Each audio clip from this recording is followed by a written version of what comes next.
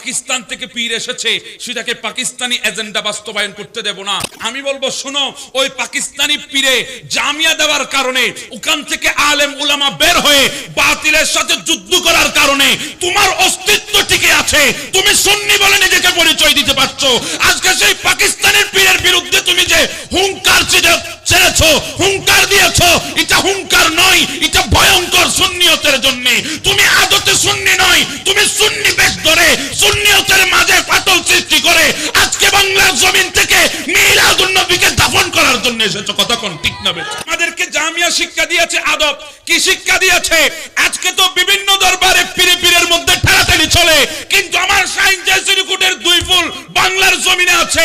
একজন মুর্শিদে করিম সৈয়দি মুর্শিদি তাহের শাহ মুদাজিল্লুল আলী, আর একজন পীরে বাঙ্গাল সাবের শাহ মুদাজিল্লুল আলী আপন ভাইকে এমন ভাবে তাজিম করছে, আমাদেরকে শিক্ষা দিচ্ছে আদব যদি থাকে তোমার নসিব ভালো, আর আদব না থাকলে নসিব খারাপ। কথা বলেন ঠিক না?